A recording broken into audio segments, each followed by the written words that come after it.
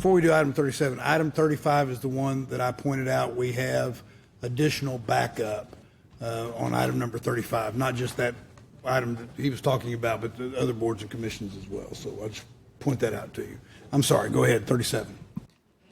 Beginning with Nisha Abram.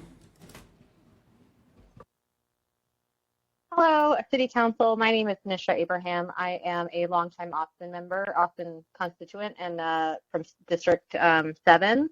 I wanted to call and speak about the Safe to Call resolution, and I would just really like to encourage the City Council to consider passing this resolution. It really affects the fact that we can't call our police officers, our most vulnerable populations, like victims of domestic violence, immigrants. Governor Abbott is making it impossible for us, that I include myself in this, to get help and safety that we need. I really encourage us not to give in to Governor Abbott's pressures to cut funding. It's a really low blow to take, especially with our most vulnerable populations. And I also want to mention that this measure has brought a lot of stakeholders and groups together that have a lot of deep knowledge of criminal justice. So we know that this is a vetted measure and that it really makes sense. And we need public safety for people who need help but might be scared to ask. I myself have had to call on police officers multiple times in the 20 years that I've lived here in Austin. And I've become more and more afraid of calling them. And I think that's a really problematic time that we live in. So really encouraging City Council to go ahead and pass the Safe to Call resolution. And I see the rest of my time. Thank you. Continuing with the remote speakers on item 37, Jay Popham. Thank you, Mayor and Council, for the opportunity to speak on this important issue. My name is Jay Popham. I'm a resident of District 2 and a member of Austin Democratic Socialists of America, stepping away from work for a moment to speak in my personal capacity. The Fourth Amendment protects the right of every person in the United States to be safe from unreasonable search and seizure. It requires that if the federal government wants to take you from your home, they need probable cause and the approval of a judge.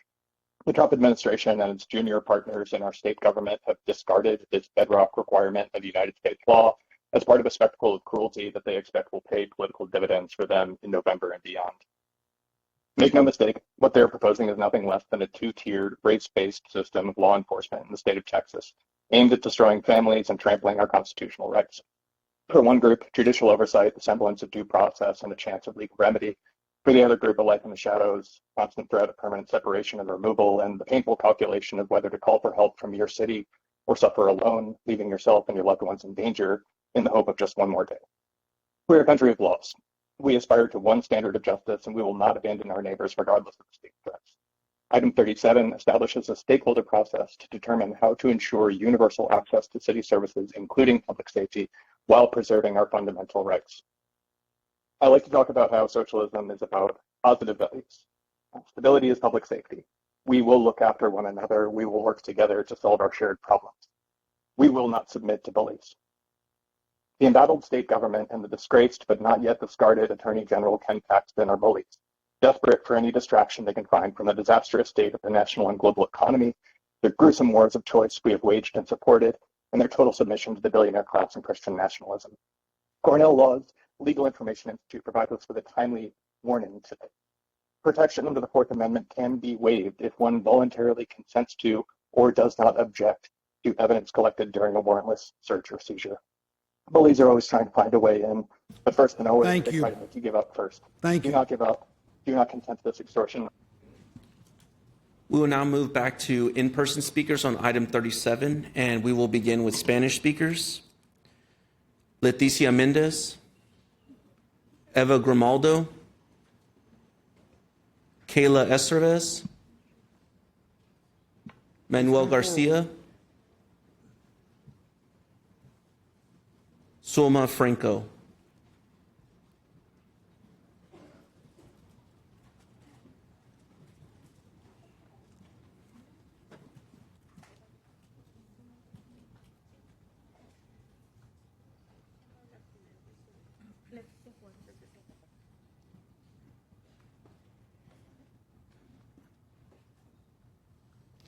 I'm sorry, but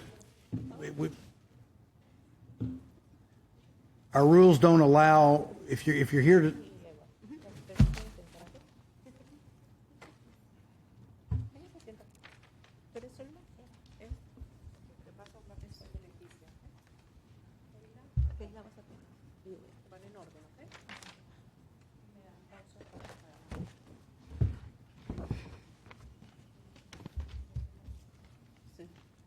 Yeah, please explain.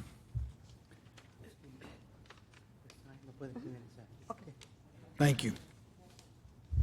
Hola, buenos días. Mi nombre es Catalina Juárez Méndez. Soy residente de Austin y les pido a favor de todas las familias de Austin, voten por el tema 37. Hello, my name is Catalina Juarez Mendez, and I'm here to ask you to vote for item 37. El 15 de junio a las 7 de la mañana salimos de nuestro hogar, mi esposo y yo rumbo a la iglesia.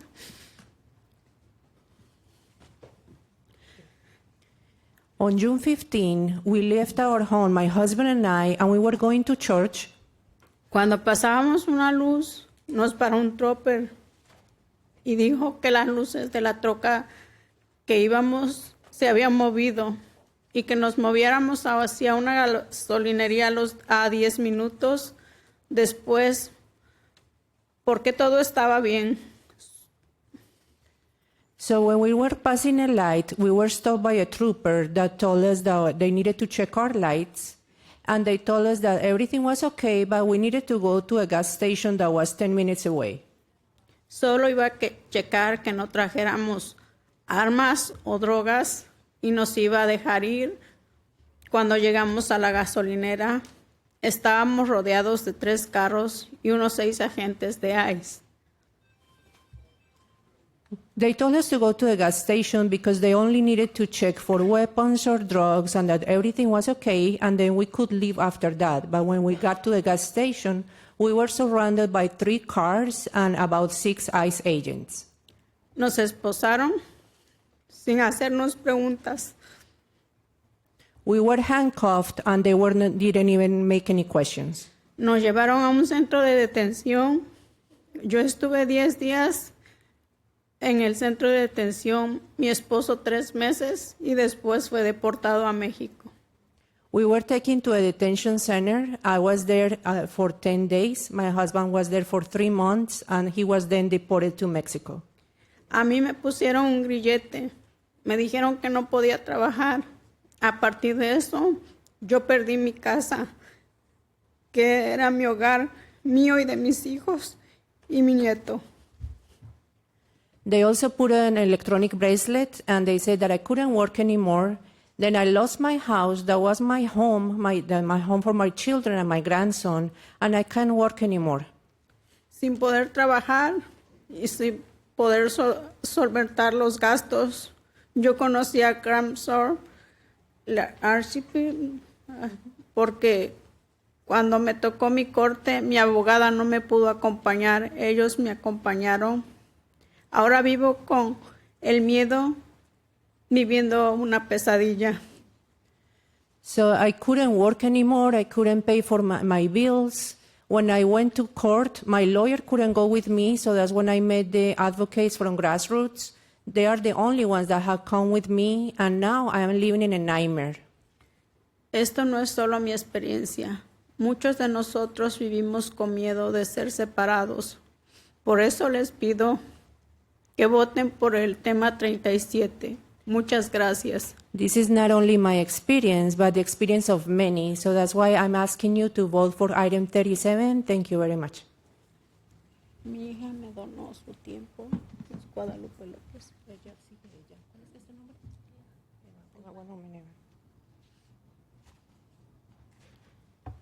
Go ahead.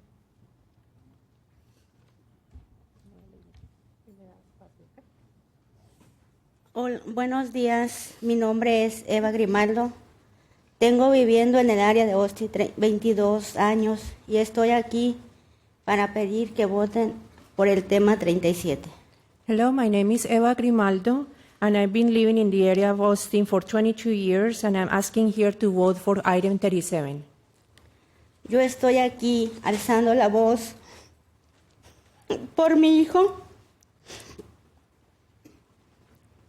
I'm ya que here. no queremos más separaciones de familia. I'm here raising my voice for my son because we don't want more families that are separated. Que si en algún momento tenemos problemas, tenemos miedo de hablar a la policía. Because if we have a problem at any moment, we shouldn't be fearful to call the police. Corremos riesgo de ser separados. We are risking to be separated. Mi familia fue víctima de esta ley. Mi hijo, quien ha vivido en Austin desde que tenía 1 año, My family was victim of this law. My son, who lived in Austin since he was 1 year old,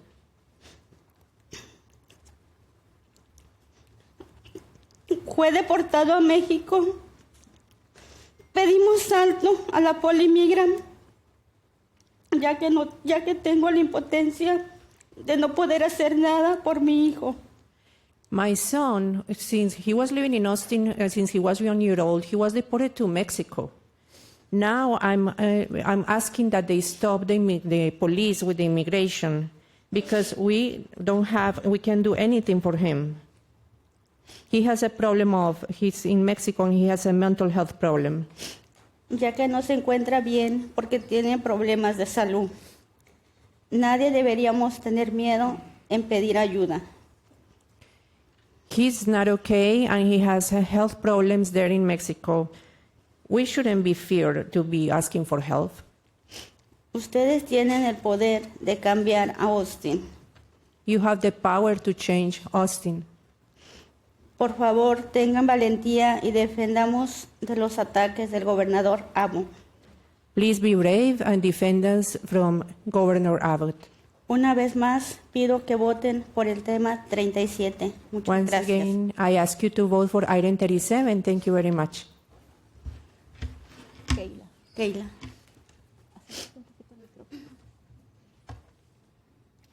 Hola, buenos días. Mi nombre es Keila Esteves. He vivido en Austin, Texas por 10 años. Hoy estoy aquí para pedirles algo importante. Hello, my name is Kayla Esteves, and I've been living in Austin for 10 years, and I'm here today to ask you something very important. Por favor, voten en favor del tema 37. Somos una comunidad vulnerable y tenemos miedo. Please vote for item 37. We are a very vulnerable community, and we are fearful. La colaboración entre la policía e inmigración está afectando a muchas familias. Familias trabajadoras, familias honestas, familias que solo quieren salir adelante. The collaboration between the police and immigration is affecting many families. Families that are hard workers, families that are honest, families that only want to progress. Vivimos con incertidumbre cada día. Nos preguntamos, ¿podremos salir a trabajar y regresar a casa con nuestros hijos? We live with uncertainty every day, and every day we ask ourselves, can we go out to work and come back home with our children? ¿Es justo acaso vivir así con miedo? Is it fair to live with this fear? Austin es una ciudad hermosa, pero también debe ser segura para todos. Austin is a beautiful city, but it should be safe for everyone. No pedimos privilegios, solo queremos vivir en paz y con dignidad. We don't ask him for privileges. We only want to live in peace and with dignity. Queremos trabajar y cuidar de nuestra familia. Hoy le pido que escuchen nuestra voz. Ustedes son padres, ustedes son familia. We only want to work and take care of our families. We're asking you to listen to our voices because you are parents and you have families. Pónganse en nuestro lugar. El poder de cambiar esto está en sus manos. Gracias por su tiempo y por favor voten en favor del tema 37. Please be in our places. You have the power to change this. Please listen to our voices and vote for item 37. Zulma.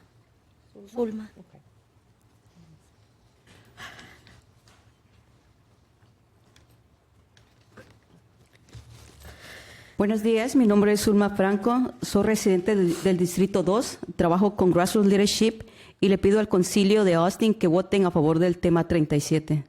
Good morning. My name is Sumla Franco, and I live in District 2. I work with grassroots leadership, and I'm asking the City Council to please vote for item 37. Todos merecemos vivir en un lugar con seguridad y justicia, y es exactamente lo que no tenemos. We all deserve to live in a place with peace and justice, and that's exactly what we don't have. Es triste saber que una ciudad tan bonita como Austin no pueda cuidar de sus residentes y que al contrario están viviendo con miedo.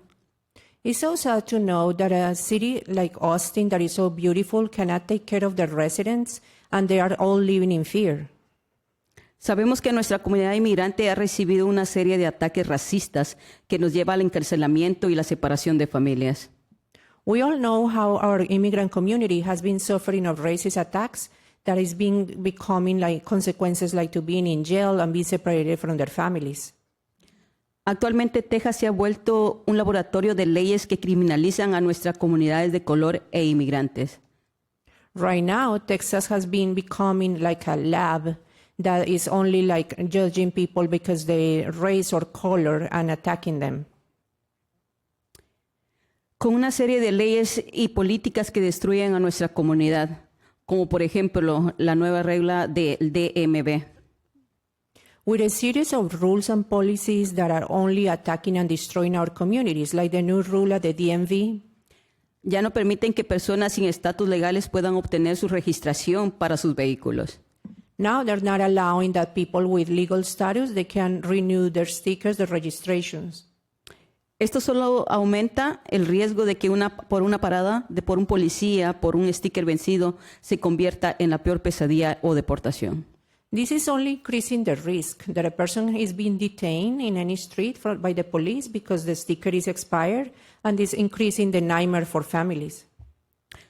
Por favor, tengan la valentía y defiendan a la comunidad inmigrante contra los ataques del gobernador Greg Abbott. Please be brave and defend our community from the attacks from Governor Abbott. Merecemos algo mejor que esto. Todos merecemos llamar para pedir ayuda sin miedo. We deserve something better. We deserve something better than this. We need to be safe to call the police without fear. Es hora que ustedes tomen la acción y realmente representen a todos los residentes de Austin, incluyendo a los más vulnerables. Una vez más, les pido que voten por el tema 37. Gracias por su tiempo. It is time that you take action and you defend us, and then please vote for item 37. Thank you for your time. Muchas gracias a todos. Thank you. Tengo otro testimonio de otra compañera que llamaron. One more if she has time. She has 51 seconds. Okay, can you read that in? Hola, mi nombre es Luz Lumbrera, soy residente del Distrito 4, tengo 21 años viviendo en Austin y estoy aquí para pedirles que voten en sí al tema 37. My name is Luz Lumbreras. I've been a resident in District 4 for 21 years, and I'm asking you to vote for item 37. Tengo miedo de llamar a la policía en alguna emergencia por temor que actúen en mi contra en lugar de ayudarme.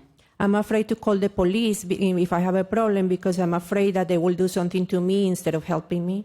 Diario salgo con miedo ya que ya no podré regresar a mi casa con mis hijos. Extraño la ciudad de Austin del ayer. Por favor, escúchenos. Solo queremos un futuro mejor para nuestros hijos. Every day I'm afraid of going out because I don't know if I'm coming back to my house, to my children. We deserve something better. Please help us. Tengo una hija autista, la cual depende de mí 100%. Por ello y por mis hijos. Señora, The time is, ya se acabó el tiempo. gracias. Continuing speakers on item 37.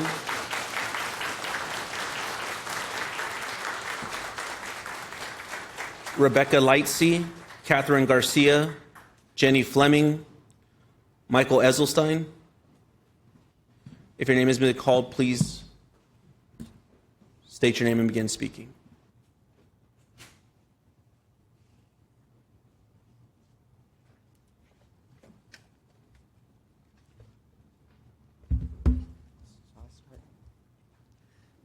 Good morning. I'm Rebecca Lightsey. I'm co-executive director at American Gateways. For nearly 40 years, American Gateways has been providing critical legal immigration services to our low-income neighbors here in Central Texas. We want to thank Councilmember Siegel and your colleagues for this proposed resolution, which we strongly support. We would also like to thank the City Manager Brodnick, and his team for his budget transparency and listening to the nonprofit community, including many of us who are impacted by this resolution. As you have just heard from Kayla and her colleagues, this is an incredibly perilous time for our immigrant community. Their stories are heartbreaking and not at all unique. We hear from clients with these experiences virtually every day. As you may know, Texas leads the country in the number of ICE arrests.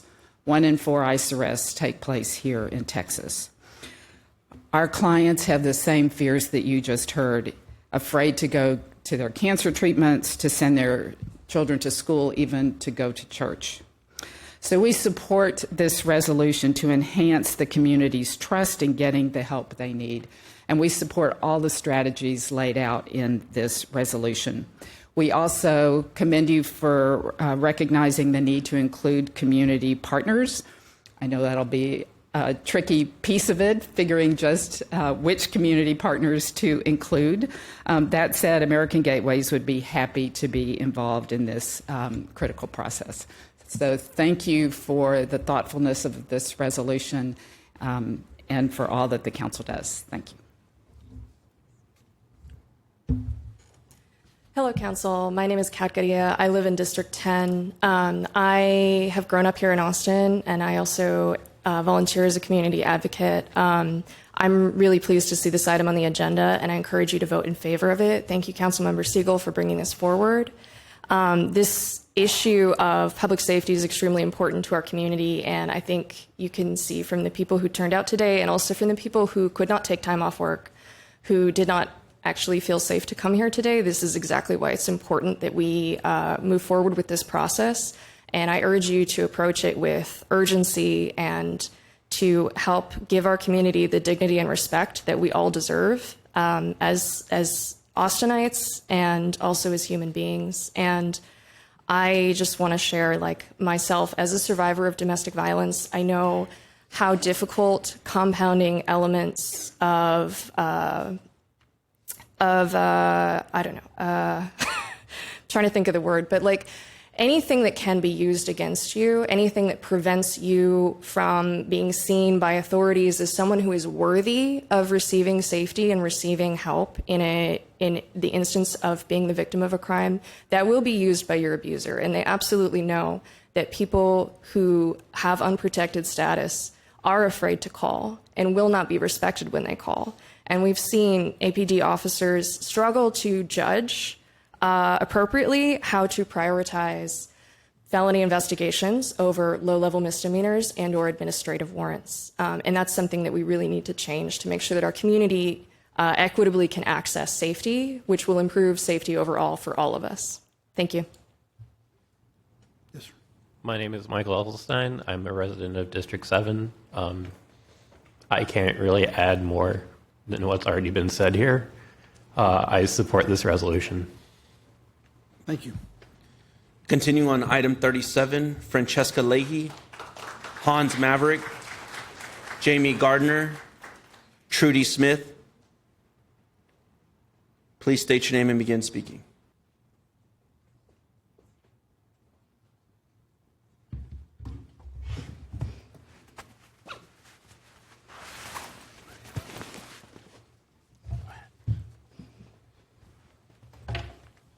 Please begin. Good morning. My name is Francesca Fraga Leahy, and I'm a resident of District 5. And I'm proud of Austin for putting this resolution forward, item 37, and grateful to each council member and staff member who was involved in putting this, this testament to Austin's values together. And as the speaker from American Gateways said, to enhance the community's trust in getting the help they need. Last July, the Republican-controlled Congress passed the, quote, Big Beautiful Bill Act, which means that ICE's budget has skyrocketed to becoming the highest funded U.S. law enforcement agency with $85 billion now at its disposal. Last night, Senate Republicans passed a blank check of $70 billion to fund ICE with 0 reforms added. Hopefully it fails in the House. A week ago, Mayor Watson, you made the statement that our APD officers do not have the capacity and should not be asked to do the jobs of other entities. I agree. I do not want my taxpayer dollars to go to fund an already over-bloated, highly corrupt, and unconstitutional immigration enforcement entity at the federal government. My taxpayer dollars are already going to that, and I am infuriated by that fact every day. And I do not want my city, municipal taxpayer dollars to go to further to support an agency that is causing such great harm to our community as we've heard today. Thank you for putting this resolution forward, and please do everything that we can to ensure that it passes and is fully implemented. Thank you. Mayor Watson, Mayor Pro Tem Vela, council members, thank you for the opportunity to testify today. My name is Hans Maverick. I'm a resident of Council District 10, and I am a policy and research organizer with grassroots leadership here in Austin. I'm here to express my support for item 37, the Safe to Call resolution. Not long ago, I worked for a nonprofit that helped people resolve outstanding Class C tickets and get their driver's licenses reinstated. We called it Fighting the Criminalization of Poverty. What I learned from that experience is that something as simple as a traffic ticket can create a barrier to fully participating in life, accessing housing, employment, childcare, healthcare, etc. I observed that Class C tickets have a disproportionate impact on low-income people, unhoused people, undocumented people, and people of color. Also, the systems most cities use to help people resolve their tickets are difficult to understand and navigate. What's more, people who have outstanding Class C warrants may hesitate to contact law enforcement if they are the witnesses or victims of crime, particularly if they are undocumented. I worry about my unhoused and undocumented neighbors having access to emergency services. Recent state and federal actions have further eroded their trust in law enforcement. I want everyone in Austin to feel safe to call when they need help. In light of those concerns, I believe that item 37 is good policy, engaging the community in effective and compassionate approaches to Class C tickets will help rebuild the trust that has been lost. An easy-to-navigate system for addressing Class Cs will reduce unnecessary police contact. Please stand up for our community and stand up against right-wing bullies. Take measures that reduce racial disparities, protect the rights of immigrants during police encounters, and dismantle the pathways that lead to family destruction.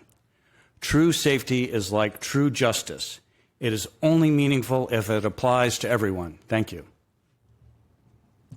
Good morning. My name is Trudy Taylor Smith. I'm Senior Administrator of Policy and Advocacy at Children's Defense Fund Texas, and I live in District 10. We are a nonprofit advocacy organization dedicated to advancing child well-being and building community so that young people grow up with dignity, hope, and joy. And we support the Safe to Call resolution as a necessary first step toward protecting young people in Austin from the serious and multifaceted harms that result when APD goes above and beyond the requirements of the law to collaborate with ICE. Current APD policy harms children and families in a number of ways, including discouraging immigrant residents from reporting crimes, seeking help to escape violence or abuse, or calling emergency services, as others have mentioned. It also increases the risk that children will experience or witness violence and civil rights violations in the course of an immigration arrest. But beyond that, it exposes families to dangerous detention conditions. At the Dilley Detention Center outside of San Antonio, ICE detains families, including children, in horrific conditions, marked by medical neglect, hunger, and inadequate access to clean drinking water and nutritious food. Even in cases where children are not detained, ICE arrests arising out of traffic stops, wellness checks, and 911 responses frequently traumatize children, separate them from their families, and place children in harm's way. Within the past year, at least 3 Austin children were deported despite holding U.S. citizenship, and in the most recent case, this happened because APD contacted ICE while responding to a 911 call. At local schools, more children and immigrant families are arriving at school emotionally distraught over missing relatives, coming to school hungry after a family breadwinner has been detained, or they're no longer attending school at all. Shockingly, children in many cases are left without a legal guardian after ICE arrests and detains their parents without making any arrangements for their care. Every child deserves to grow up in a caring family and community where they are safe and have access to the resources they need to thrive. With that goal in mind, CDF Texas asks the City Council to pass this resolution and to continue working to secure the safety and well-being of every child in our city. Thank you.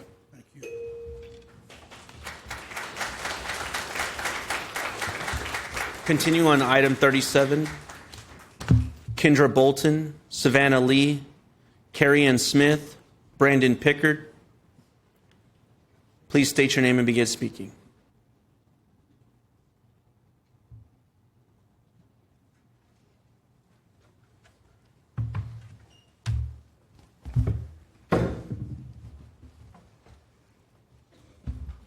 Good morning, Mayor and council members. My name is Kendra Bolton of District 5, and I'm here as a representative and board member of Todos Juntos Learning Center in strong support of item 37.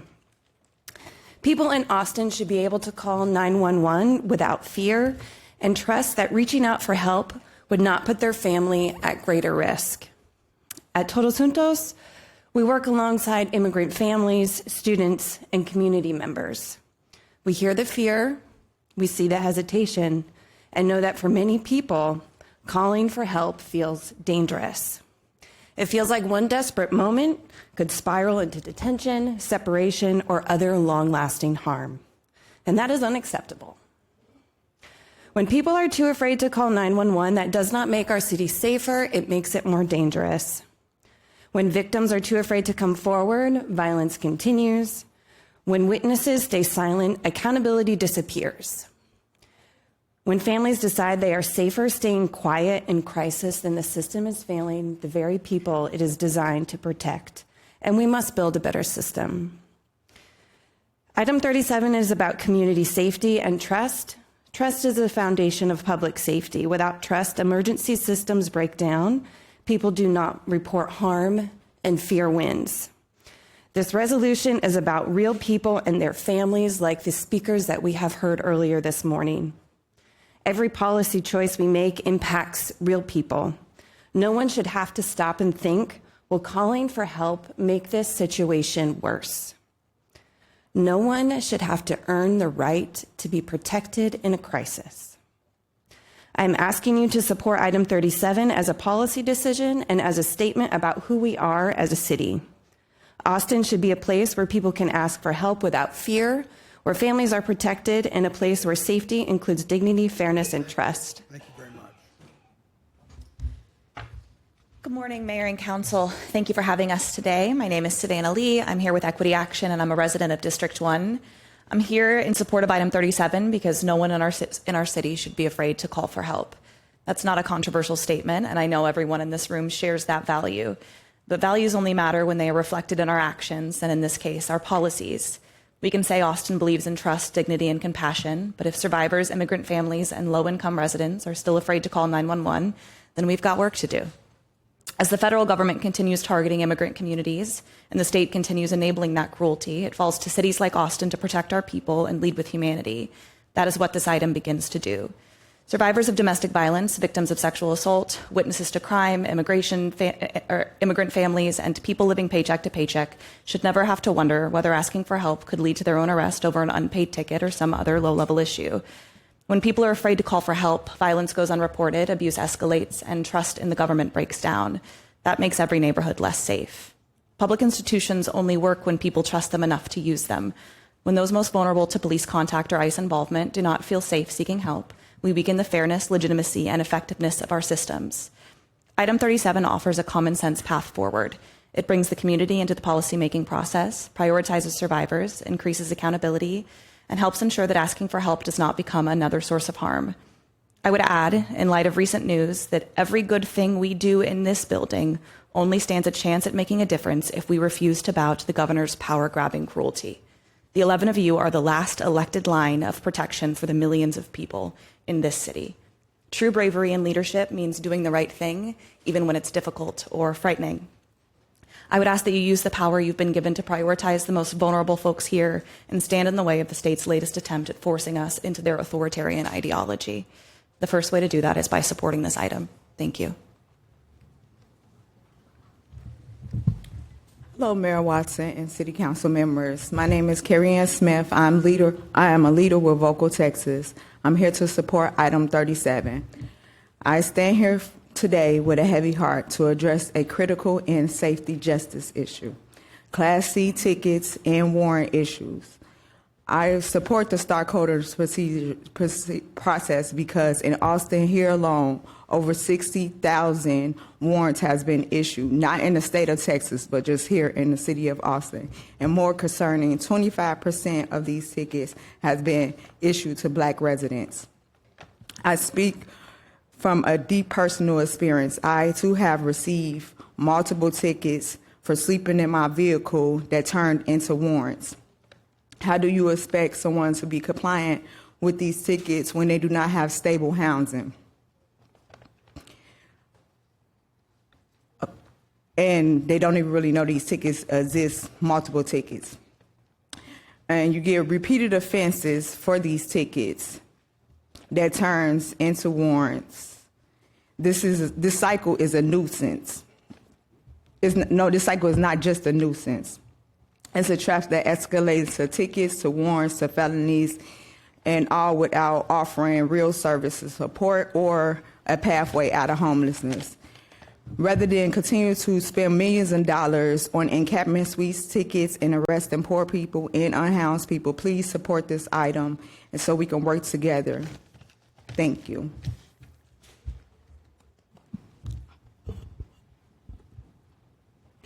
Hello, Mayor Watson, City Council. My name is Brandon Pickard, but most of y'all know me here as 8-Track. It's good to be back. I am here in support of item 37. For those of you that don't know, I am currently homeless out on the streets of Austin. Things get crazy out there very quickly. And at the drop of a hat, you could be in trouble. Your friend can be in trouble. Someone could be hurt. But you got that camping warrant. What are you going to do? You can't call the cops. They're just going to lock you up and then maybe take your friend to the hospital. Maybe. This paves the way to actually start helping people out here. This is a very, very good first step. People should not be afraid to have to call for an emergency at all. I've met so many people where somebody got hurt and then they're like, hey, bro, can you call 911? I got that camping warrant or I got that criminal trespass or blah, blah, blah. And so I'm left there, trying to take care of somebody who I don't know until EMS gets here. And hopefully I don't have to talk to the cops, because why are the cops showing up when I'm calling for EMS? They should be not needed at all. I need EMS, not APD.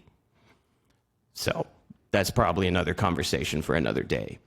But thank you all for listening. It's great to be back. I hope to have many positive conversations with you in the future. And thank you all so much. Thank you. Continuing on item 37, Kay Graziani, Barry Jones, Tony Carter, David Weinberg, Antonio Renaud.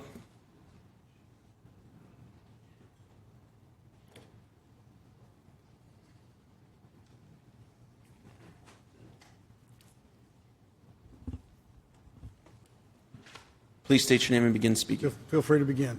Good morning. Good morning, Mayor and Council. My name is David Weinberg. I am a District 5 resident. I'm going to start off with a platitude. The United States is a nation that was built by immigrants. This idea is very true for the Texas that we live in today. Immigrants are a vital part of the Texas economy, many critical pieces of it. Oil and gas production, agriculture, construction, hospitality, healthcare. We should be embracing these populations who are doing so much for our state.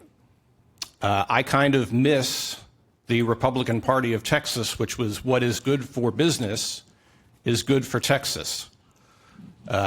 We should be, I think this item is a no-brainer. I thank you for bringing it. I wish we were not in a position where the governor was vilifying and terrorizing these communities who put food on our table, who put gas in our gas tank, who care for the elderly, who build our houses and hotels. And I laud you for taking this very important step today. Thank you. Thank you. Members of the council, Mayor, thank you for allowing me to testify. My name is Jorge Renault, and I am an organizer at Grassroots Leadership. I urge you to pass this resolution based on my experiences. I was honorably discharged from the Army in 1976 and returned to Beeville. I went to a dancing sit-in, rolled through a stop sign, was pulled over by a local policeman, and ended up not with a traffic ticket, not with a warning, but thrown into the local county jail, where I found out later the arresting officer told folks there to touch me up. What resulted was a series of events that still resonate with me today. 27 years in prison and on parole until 2051. We've heard someone say that we all make mistakes when explaining away a prison term. I did not go to prison for a mistake, but because I made choices after that first arrest, choices based on rage and an individual in a system that thought it was okay to have me brutalized, beaten, and raped for not stopping at a stop sign and then arguing with a police officer. There is a phenomenon called churn that refers to individuals who cycle through the criminal legal system, the majority of them people of color, most with either substance abuse or mental health disorders. The chance of an individual being rearrested and going to prison, losing family and employment, and being consigned to a life of poverty and despair go up exponentially after that arrest for what was, yes, a mistake. Because once in the system, police and prosecutors and judges look at you not as a citizen, worthy of respect and dignity, but as a number, a miscreant, and a criminal. Austin has made great strides when it comes to offering diversion to individuals, mostly youth, who become ensnared in a system that offers little but incarceration to those it captures. We have a sobering center and a mental health diversion complex on the horizon. I ask that you vote yes on item 37 and offer relief and a life of hope to at least 60,000 people who have made a mistake, and to not let that mistake grow into a life of incarceration and regret. Thank you. Thank you. Yes, sir. Good morning, City Council and Mayor Watson. My name is Barry Jones. I'm a leader at Vocal Texas. Formerly, I was unhoused in Austin for 10 years. And I'm here to support item 37.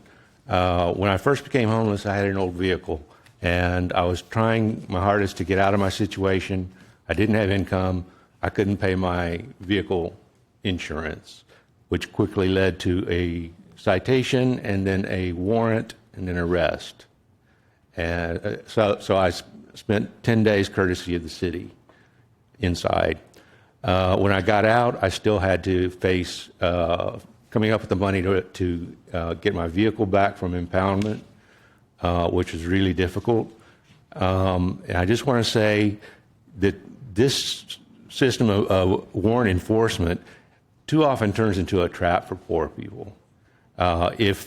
If you're working and you are arrested, the chances are very good that you're going to lose your job. If you lose your job, you're very likely to lose your vehicle. Now you are a person without a vehicle, without a job, without income, who is facing the same situation that you got the citation for to begin with, so you can get more citations. And this just becomes a downward spiral for too many people. And I think that we really need to look at this situation. We need our leaders to step up and help us move forward to solve this situation together and put this situation behind us. Thank you very much for your time. Good morning, Council, Mayor. My name is Kate Graziani, also with Vocal Texas. We are here in support of item 37. As you've heard from some of our members already, the criminalization that's happening on the streets of Austin right now is putting people already vulnerable in more danger. Folks who are poor and can't pay their tickets are getting warrants issued by the city, and this is a local policy that we think needs changing. I have a story from one of our leaders, Tony Carter, who couldn't be here today, that I wanted to read quickly as an example of how broken this system is. Tony got a ticket for flying a sign in December in order to addressed the ticket. He engaged with DAC case management, and he's currently in their deferment program. But because Tony hasn't been connected to housing, the waiting lists are too long. Every night when he lays his head down, he's at risk of getting a camping ticket, which would violate the program through DAC, could revoke his deferral. He'd have to pay a ticket that he can't pay for $300, leading to a warrant. We have over 66,000 warrants for Class C misdemeanors in this city right now, and that's why we are in support of item 37, because we need a real, robust stakeholder process to discuss how we're going to stop criminalizing people who live on the streets, people with immigration status, and how we're going to begin to support our most vulnerable Austinites. Many of us live here in Austin because we stand up to the state and we have different values here, and we protect our most vulnerable community members. Right now, folks on the streets are being terrorized daily with sweeps led by APD. These individuals are also victims of crime and assault and violence, and they are not safe to call the police, and we need to change that. Thank you. Okay. Continuing on item 37, Daniela Silva, Roxana Herndon, Allison Kolb, Susanna Carraza, Marissa Dixon. Please state your name and begin speaking.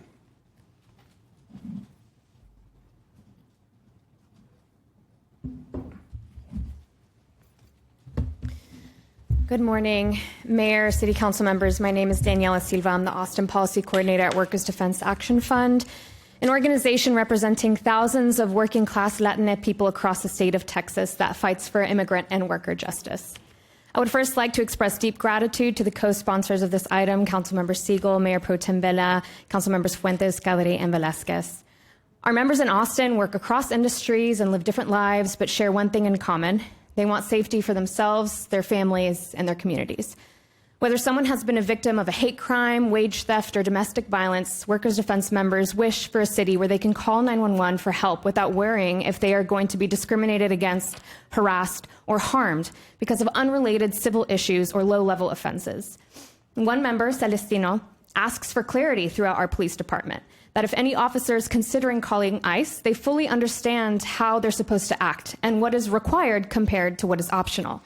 Another member, Manuel, says that our community doesn't feel safe calling the police because they may call ICE. So if there is an emergency, they don't really know what to do. He believes the police are supposed to be here to protect people and wants to be able to trust them. Manuel has a question for Chief Davis. Can I trust you? Can I trust that I can call you with any problems I have? Because many police are working with ICE, so the trust isn't there now. By aiming to protect victims from unnecessary and unrelated arrests or detentions, a Safe to Call resolution is the first step in reestablishing trust amongst vulnerable populations by bringing community members with lived experience to the table to co-create policies that support the safety of folks experiencing crisis and tragedy. The current systems that exist leave vulnerable people at risk of being punished for the bravery it requires to ask for help and for putting faith in institutions that haven't always listened or stood up to them. We call on the Chief of Police, Mayor, City Council, and Manager to emulate that same bravery by standing firm behind this and all policies created to protect all Austinites. Anyone can become a victim regardless of age, race, nationality, gender, or income. Hello, my name is Roxana Herndon. I'm an Austinite with grassroots leadership under the Taj Advocate for Justice. I have resided in Austin, Texas in District 4 for 40 plus years living. I'm here to ask City Council to vote yes for item 37. Class C traffic tickets is a hindrance for citizens to be able to commute back and forth to work, school, or doctor's appointments. This is hurting us by not allowing us to choose to pay for groceries or pay for a traffic violation that will prevent us from going back to jail. I'm standing up because I'm a mother that is standing in those shoes, that has Class C tickets, that is hurting me. I'm speaking on this because that I'm facing situations that is hurting me from going to work or being arrested when I get in my car to drive to take care of my children and grandchildren.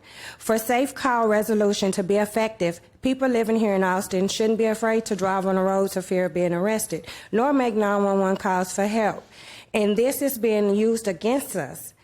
there shouldn't be penalties that hold us back from trying to change for the better in our lives. This goes against the amendment and this goes against the rights for justice. I am here asking City Council again to vote yes to item 37 to help us to be able to survive and provide for our family. Thank you very much for hearing me. Thank you. Yes. Hi, my name is Susana Carranza. I live in District 9, and I'm here in support of Safe to Call item 37. You heard lots of personal stories to support it. I have nothing to add to that. But what I would like to highlight is that APD keeps saying publicly that wants to build trust within the community. One great step to do that is to come in here and testify in full support of it, because if you have guidelines that you can prioritize the safety of the people you're supposed to serve and not add them to the prison pipeline, that would be the best PR you can ever get without any money. It's just like, support this resolution. It will make your life easier. People will start going to not be afraid of you, and you help the community. Please, I urge everybody to support item 37. Thank you.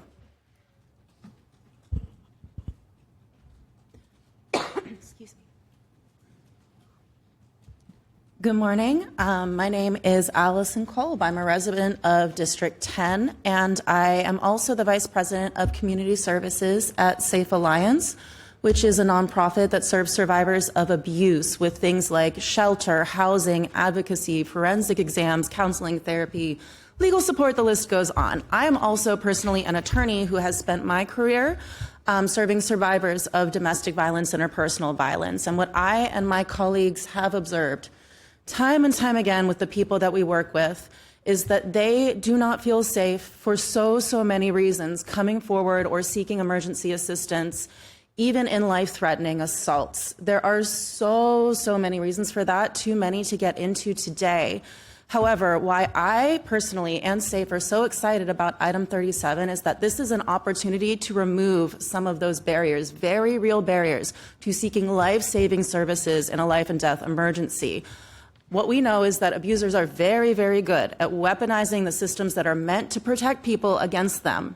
And we have clients who are thinking twice before calling 911. They're thinking, who's going to take care of my kids tomorrow if both of their parents are arrested tonight because of that unpaid parking ticket that I have, because of that time I got camping, because my abuser kicked me out and I had nowhere to sleep that night.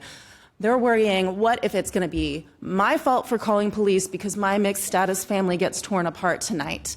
This is a chance to empower APD to fight crime, because this is a lot of unreported crime going around, a lot of vulnerable people not being protected.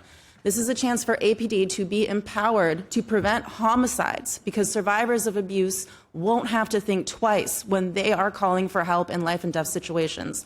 So I want to thank you all for bringing this forward. I want to thank you for considering this, because this could be something that could make our community so much safer for everyone, and it's actually a way that we can fight crime. Thank you. Continuing on item 37, Ryan Roschert, Courtney Skivatari, Salvador Espinosa, Jennifer Robichaud, Mira Vedros. Please state your name and begin speaking. Would the speakers go ahead and come on down if that next group is present?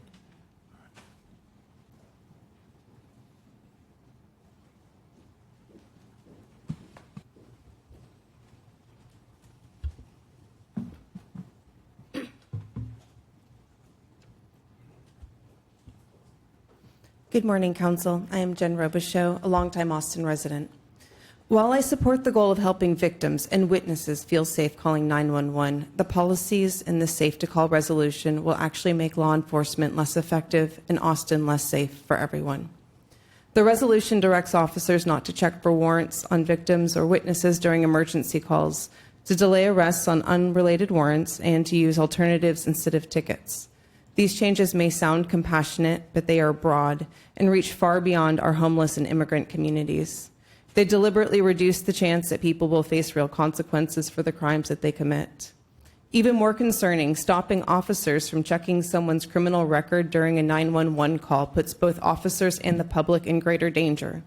Officers may not show up with knowledge that the person that they're dealing with has a violent history or an active warrant. That raises the risk of sudden violence against the officers or bystanders. Research and real-world examples show that when the cost of breaking the law goes down, crime goes up, especially property crime, theft, and disorder. We already have a county DA whose policies have been widely criticized for dropping or reducing charges and releasing repeat offenders. Adding city rules that further limit warrant checks, arrests, and citations makes the problem worse. This is not victim-centered, it's criminal-centered, and it makes the revolving door problem even bigger. This resolution is presented as protecting victims, yet much of the language focuses on protecting people with warrants and immigration issues, creating a cascade of unintended consequences. In trying to help some, it puts the safety of law-abiding residents and the whole community at risk. If public safety is truly the goal, we need accountability for weak prosecution policies, not new policies that erode deterrence. Thank you for your time. Thank you.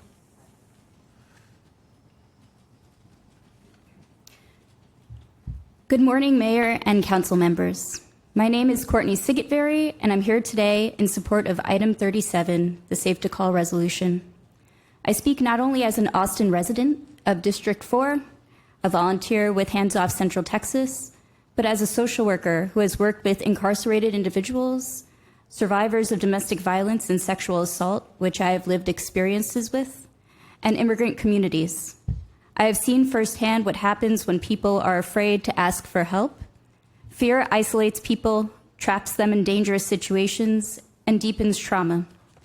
When someone calls 911, it is often during the worst moment of their life. They may be fleeing abuse, reporting violence, or trying to protect their children. No one in that moment should have to wonder whether reaching out for safety could instead lead to arrest or detention over an unrelated matter. I have worked with survivors who already carry enormous fear and shame. I have worked with immigrants who are terrified of systems because they believe any interaction with authorities could tear their families apart.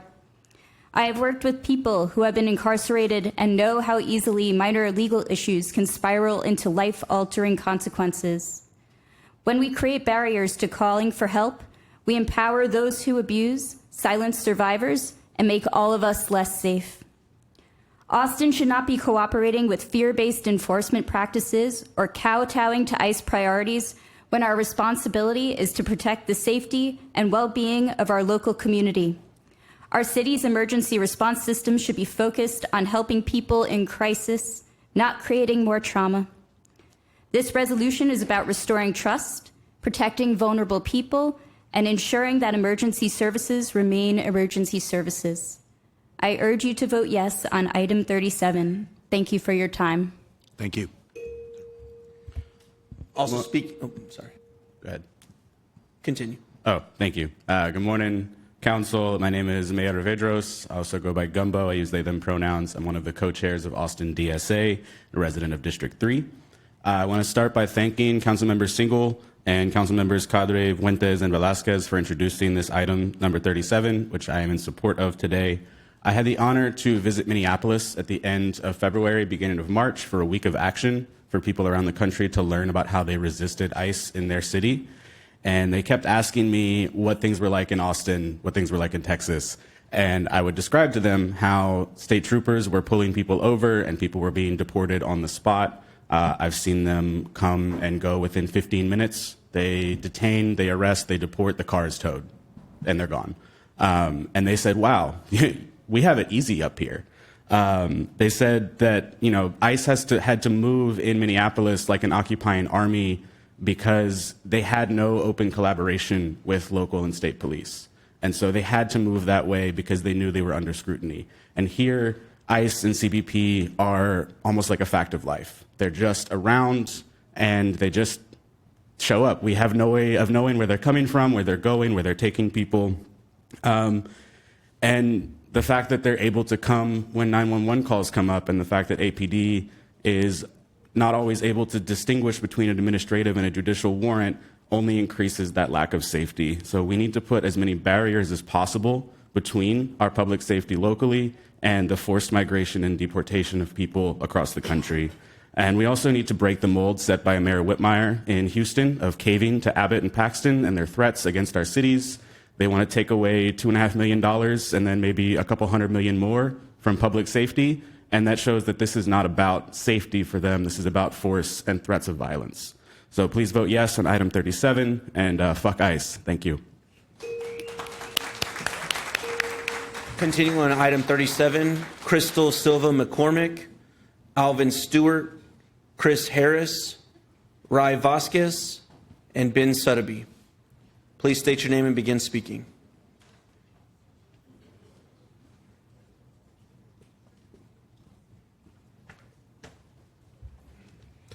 Good morning. My name is Ben Sutterby. I'm a resident of District 4. I want to start by thanking the sponsors of this item, Councilmembers Siegel, Mayor Pro Tem Vela, Councilmember Fuentes, Kadri, and Velasquez. Thank you so much. We've heard excellent testimony this morning. The overwhelming majority, I think all but one we've heard so far, vastly in favor of this. This is what our community wants. Their lived experiences are going to speak louder than anything I can say, but there are aspects of this that jump out at me from a public budget's perspective. We see an intention to find efficiency in our systems. Loads and loads of unresolved Class C misdemeanors bogging down our legal system don't save us money. You know, I pay one tax bill, both city and county are on that one thing, and some of the most expensive and the biggest dollar spend that's happening on there is chasing after people who have gotten caught up with, you know, low-level, non-violent crimes. Maybe it's camping because they have nowhere to go. We know that our capacity is outstripping our supply of beds to sleep. And it's just stacking and putting these people in worse places, you know, sending them to the Travis County Jail where it's really expensive to house and feed and health care and all the other things. That doesn't help my tax bill. So I love that you're looking for strategies to make both their outcomes and their lives better, but also saving our precious public resources to devote them to things that really help people get safe. Safety means my neighbor's needs being met. I think about the hesitancy to call 911 when my neighbor's tools got stolen, right? Now he can't go work on that construction site, delaying the providing of housing. If I get hit by a car, I want to make sure that their witnesses call 911. Thank you. Good afternoon. My name is Alvin Stewart, and I'm here to vote in favor of item 37. But I want to begin with a story. A mother and a daughter were deported after police were called for a domestic dispute. What began as a call for help turned into a life-changing consequence for an entire family. The mother was detained over an administrative warrant, and then the daughter and her were later deported. The lowest level of offense should not create the highest level of consequences. Years ago, a personal story of mine, I was taken to jail for a Class C misdemeanor I didn't even know I had. It came from a criminal trespassing ticket after officers saw a car I used drive past a school that I was expelled from. Even though the car was not in my name, I was never aware of that warrant until I was arrested. That experience showed me how quickly a minor issue can become like something serious. I also want to acknowledge the Hispanic women that came up here earlier. I know some of them personally, and their stories truly touched my heart. Their experience reflect real people trying to build their lives in the city, and they deserve understanding and fairness in how our systems impact them. That's why I'm asking this council to support alternatives in incarceration for Class C misdemeanors to help reduce more than 66,000 outstanding Class C warrants and to vote in favor of item 37. I also want to highlight a serious concern. African Americans make up about 8% of Austin's population, yet account for roughly 25% of warrants for these low-level offenses. That disparity is significant and raises real questions about fairness. But at the same time, we respect, support, and appreciate our police officers. They do a difficult and dangerous job every day, and that service deserves recognition. And because we respect that work, we also believe in transparency and accountability so our community can understand how our decisions are made to build a stronger trust. Thank you. Good morning, Council. My name is Rai Vaz, community advocate representing myself. People should not be scared that they will be incarcerated because they call for help. Our tax dollars go to a system that relies heavily on law enforcement as the mechanism to mediate violent offenses, blue-collar crime, and mental health episodes.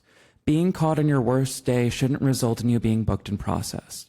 The fact of the matter is that the metrics show that incarceration statistically skyrockets when factoring in race, disability status, or other marginalized groups. Personally, I know that when I would be scared to call 911 if I knew there was a threat that I would be turned over to a federal force, especially if it's an administrative warrant that has no approval from a judge. I pride myself in knowing that the City of Austin endeavors to rectify these overreaches of enforcement that do nothing but harm the greater good of our community. Changes to systems like this are daunting, I know, but this is a drop in the bucket compared to the great good it will do for our Austin city. This is a meaningful way to ensure the safety of our neighbors. Greg Abbott is not the arbiter of how Austin uses its public funds. Abbott has made it clear if the Governor Mansion was not located on 11th Street, he would not live in Austin. He started with our rainbow crosswalks, and now he threatens our public funds because we dare to show compassion for our fellow neighbors. Do not let his empty threats stop you from doing something that will benefit our community. Having a task force to reassess the statistics, and backgrounds of arrest is a great idea. I hope that it will lead to a better and more prosperous city and more avenues for our neighbors to feel comfortable relying on emergency services that they paid for. Vote yes on item 37. Thank you. Good morning, Council, Mayor. My name is Chris Harris. I'm with Tech Civil Rights Project. I'm also a resident here in District 9. I'm here today in support of item 37. I want to thank the sponsor and co-sponsors, Council Members Velasquez, Fuentes, Vela, Kadri, and Siegel for bringing this item. We often talk, especially in nonprofit spaces, but also in government spaces, about helping marginalized people. And of course, that's very important. Rarely do we talk about actually ending key vectors of their marginalization. Social, cultural, economic isolation, denial of political power, denial of access to resources. We have an opportunity through this item and the stakeholder process that follows, and actually helping people to become less marginalized by enabling people to access city resources in a way that they currently do not feel safe to do. And this is really important because while some would argue that marginalizing people over their documentation status or committing the lowest level offense in our criminal system that doesn't even carry jail time if found guilty helps make us safer. But I think all the evidence, all the data, and all the testimony you've heard here today points a very different story, that when we marginalize people, we make us all less safe. I want to also talk about the governor. First, the terms of the governor's public safety grants violated our initial Freedom City policy. Signing that grant to begin with was a major betrayal of the immigrant community in this city, and whoever is responsible for that in this city deserves accountability, full stop. Second, the governor cannot compel this city to violate the Fourth Amendment in order to receive grant funds. Okay? You cannot be compelled to violate the Fourth Amendment in order to receive the grant funds. Please fight and please vote for item 37. Thank you. Thank you. We will now move to item 38, beginning with remote speakers. Sponsor of this Safe to Call item. And I do want to thank Councilmember Fuentes, Councilmember Velasquez, Councilmember Kadri, and Mayor Pro Tem Vela for your co-sponsorship. The resolution covers a lot of ground, but at its core stands for something simple, that we need to do everything we can to make sure that everybody in Austin, including our most vulnerable community members, feels safe calling for help in an emergency. We've had dozens of meetings in the last few weeks with survivor leaders, domestic violence and sexual assault service organizations, leaders in the immigration space, legal providers, experts, civil rights organizations, and directly impacted people who feel unsafe to call the city. for help due to any number of vulnerabilities, including poverty, housing insecurity, immigration status, past negative experiences with the criminal legal system, and more. We know, unfortunately, there have been instances across the country and in our own city where victims of sexual assault and domestic violence have called for help and have then been threatened with arrest on low-level or even non-criminal warrants. We know there are over 60,000 warrants for unpaid Class C citations, which are low-level traffic offenses and other poverty-based offenses. We know that people with warrants for unpaid tickets are not only afraid to call the city for help in emergencies, they're afraid to go to court, to go vote, to get their ID card, apply for needed benefits, and more. And we know we have to come together as a community and do something about that. So this resolution will start a stakeholder process in which community experts, city staff, and relevant county officials will come together to develop safe-to-call policies related to at least 3 different but interconnected topics. The first topic is a direct response to incidents in which victims have been threatened with arrest or unrelated warrants, even during rape examinations. We know that there are already steps being taken to address this, and we are very grateful to Chief Davis and the many experts and service providers we've spoken with who have expressed a commitment to a stakeholder process to further these efforts. The resolution describes multiple policies and strategies, including performing identification checks without running the optional warrant check on victims and witnesses, unless required for safety reasons, and also expanding alternative reporting paths and ways to access services, including through victim services and partnerships with trusted community organizations. The second topic relates to the over 60,000 warrants for unpaid Class C tickets. We've had conversations with national experts who have successfully redesigned court forms and notices with behavioral science principles, which result in a decrease in warrants and failure to appear rates. This Safe to Call stakeholder group will also explore ways to reduce arrests on Class C offenses, including through expanded use of alternative options like the Sobering Center or transport directly to court instead rather than jail to resolve tickets. And then the third topic relates to administrative warrants, which is a subject that is heavy on our minds. Earlier this year, a woman called 911 to report domestic violence and ended up being removed from the country along with her child. We thank and commend Chief Davis for amending the general orders to clarify that detaining somebody solely based on a non-judicial, non-criminal administrative ICE warrant is not permissible under the Fourth Amendment of the U.S. Constitution, and we want to make sure that we do everything we can to protect our communities and make Austin a safe place for everyone. Thanks again to my co-sponsors and all the community experts who came forward to help draft and hone the language of this resolution and who are committed to seeing the stakeholder process through. And again, thank you to Chief Davis for coming to the table and committing to an open and honest conversation with the community with the goal of coming together with real concrete solutions. I truly believe that if we bring everyone to the table, directly impacted people, decision makers at the city and the county, community partners and service organizations, we can make Austin a safer city for everyone. Thank you, Mayor. Thank you, Councilmember. Councilmember Ellis, followed by the Mayor Pro Tem.